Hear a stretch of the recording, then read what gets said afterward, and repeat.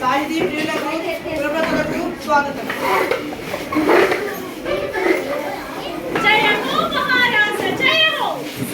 జయమో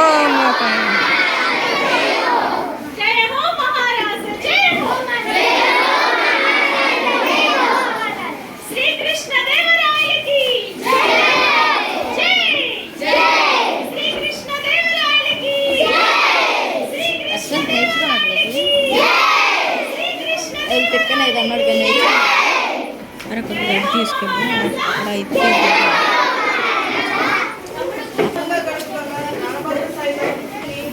అసాధారణంగా పూరించి నేటి భువన విద్య సభను రంజింపచేయండి. ఇక ఆంధ్ర భాష మాతల్లిని సృజిస్తూ సమస్యలను దత్తపదాలను పూరించి అశుకవిత వినోదం సాగిద్దాం. చిత్ర మహారాజా రాజేంద్ర, నీతో నేటి భువన విజయ సభను ప్రారంభించాలని నా అభిలాష. నిజం చెప్పారు అమాత్య. కానీ మన దేశంలో ప్రభులో ఏర్పడిన ఎన్నో భాషలు ఉండగా తెలుగు భాషకే ప్రాంతం ఎందుకో ప్రభుత్వానే అనుకుంటాం. అదేమిటి సూరన్న కవి, మందార మకరందాలు జాలువారి తెలుగును ఇష్టపడి వారు ఉందే తెలుగుదేలనందువా. తెలుగుదేలయన్న దేశంబు తెలుగేను, తెలుగు వల్ల బుండ తెలుగో కండ, ఎల్ల నృపుల గురువ నెరుగవే బాసాడి, దేశ భాషలందు తెలుగు వేస్తారు.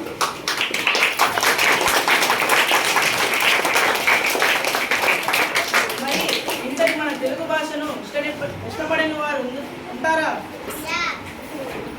రచనమాధ్య కౌలారా, మేము తర్వాత పద్యం పూరిస్తాం. ముందు మీరంతా పద్యం పూరణకు పూనుకోండి.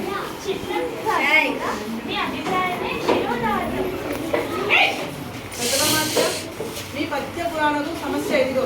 అగ్రజానులుగా రంజాగృతులుగా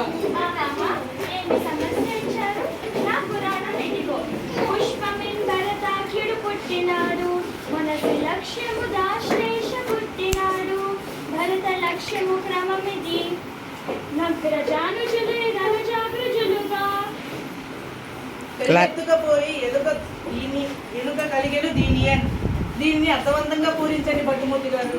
వల్ల జీవనలకు సుపరిచితమైన చక్కని సమస్య ఇచ్చారు.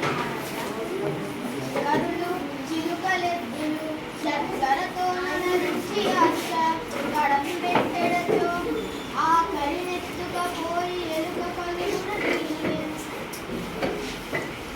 ఆహా ఎంత అద్భుతపూర్ణ. ఎలుక ఏనుగును ఎత్తుకొని పోగలదా? ఏనుగు రంగంలో వస్తున్న ఎలుకలు ఏనుగులు చిలుకలు మొదలైనది చక్కెరతో చేసిన బొమ్మలు. వీటికి వ్యాపార కథలంతా అమ్మి రాయించడానికి అన్ని బొమ్మలను పెట్టి ఒక ఏనుగు బొమ్మను మంచాడని దానిని ఎలుక రంగంలో తీర్చుకుపోయిందన్న మీ భావం ఇది ఎంతగా ఉంది.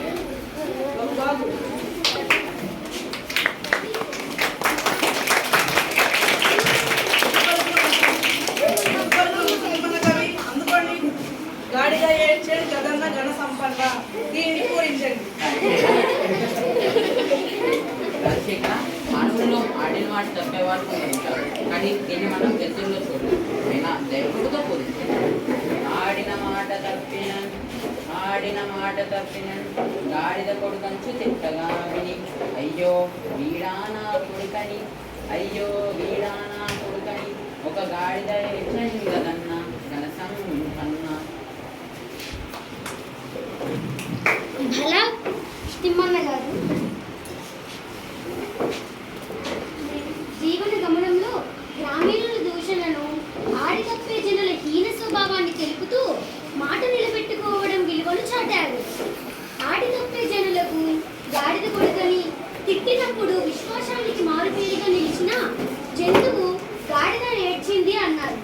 దీనిని చెప్తూ దృష్టాంత రూపంలో సాగిన మీ పురాణ భలా దూజటి తిమ్మన కవీంద్రుడు లోకరీతిని భీతి లేకుండా పలికారు.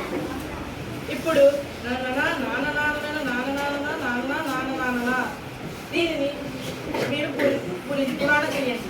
ప్రభు అక్షర విన్యాసం తప్ప అర్థం లేని సమస్యని ఇచ్చారు. అయినా మంచి పురాణ కావిస్తాము.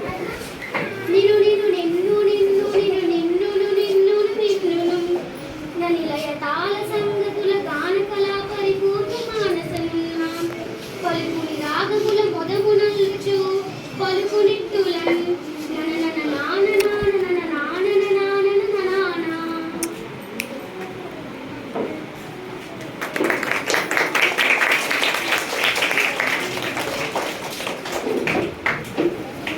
భలా శ్రీకాళహస్తేశ్వరుని వరప్రసాదం కవిత్వంగా పొందిన దుర్చటి భువన విజయ కవులను చూసిన జానపదులు మన కవుల కావ్య సాహిత్యాన్ని మన సభ గొప్పతనాన్ని గూర్చి పొలంలో పనులు చేసుకుంటూ పాటలు పాడుకుంటున్నారు. పనిలో పాటతో పాటు పద్యాలను కూడా పాడుకునే వైఖరి అద్భుతం.